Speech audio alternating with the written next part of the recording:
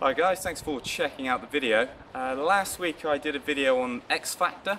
So X Factor is sort of trying to get a load of coil in the backswing and trying to then change it into X Factor stretch in the follow through. But it's really about this coiling of the body to try and create more distance. Had some great comments, and the comments were directed back at players of the past and saying, well, they've watched their swings and they're not doing this, so how did they make it work? Compared to the modern golfer, is it actually necessary? So, like I said, I had a few comments. A couple names came up: Jack Nicklaus and Tom Watson. So I'm going to use these guys as examples of why X Factor sometimes isn't required. So Tom Watson is a good example of a two-plane swing. So a two-plane swing means his arm at the top of his swing is above his shoulder plane. So you can see and we associate this as quite a steep movement. So you'll see quite high hands, and then Tom, just a beautiful rhythm, just a fantastic golfer. Do you mean he still performed so well last week at the British Open? But the key thing with that movement is it's the hand action. Do you mean there's a lot of rotation going through the hands. You're going to be creating the speed through the hands and not so much the body. The other issue you can get as well is if you have a very high arm plane, if you use this X Factor, so you coil and turn really fast, you don't have a chance to get the club moving back into sort of an inside path, doing where we kind of need to hit it to maybe hit a neutral to draw shot rather than a bit of a cutty slice. So Tom Watson is definitely an example of someone that his X Factor score wouldn't be that big.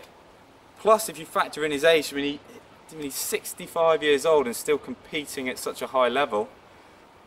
I don't think physically trying to get him to get loads of torque going through the midsection of his body is actually going to help him a great deal. So Tom Watson, yeah, fantastic example about how you can create clubhead speed without necessarily getting too much torque, too much tension through the body. So if you're somebody that struggles with flexibility, struggles with distance, copying somebody like Tom Watson, I would highly recommend. His swing does need a little more rhythm because you have to find a way to get that club back inside. But again, Tom Watson is certainly an example of somebody that shows you that it can be done. So that's the Tom Watson. So Jack Nicklaus is also came up. Jack Nicklaus is very sort of a rock and block. He was just such a powerful guy. And sometimes where I say if you're not very flexible, copy Tom Watson, I wouldn't be saying the same about Jack Nicklaus. Jack Nicklaus was just sort of a specimen, and when you sort of talk about the modern golfer and how they go into the gym and how they're so much stronger than sort of the tour pros of the past, I would be so surprised if they were stronger than Jack Nicklaus. Do you mean the same could be said about Arnold Palmer? Do you mean these were just strong guys? And Jack Nicklaus, I wouldn't say he had the greatest swing of all time. I was fortunate enough to go to a conference where Lee Westwood's old tour coach was there, and he reckoned that Jack Nicklaus' swing had actually held back golf coaching for about 15-20 years for the reason we copied his action. And his action is very physical on the body. So if you take Jack, he's had hips replaced now, he's had a few other sort of injuries as a result of how he swung. And I 100% get why you would try and copy Jack Nicklaus, because he is arguably the greatest of all time. But it really did work for him because he was such a strong guy, and he was almost bullying the ball. Do you mean rocking, just smashing it? So do you mean I'm taking nothing away from Jack Nicklaus? Do you mean I actually love his swing, but it's probably not the one to copy.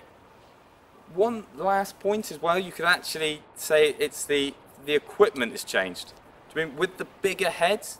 Do you mean we can hit up on the ball a lot more, and our heads create a lot less spin, our balls create a lot less spin. So our sort of perfect model to get massive drives is to send the ball off very high with very little spin.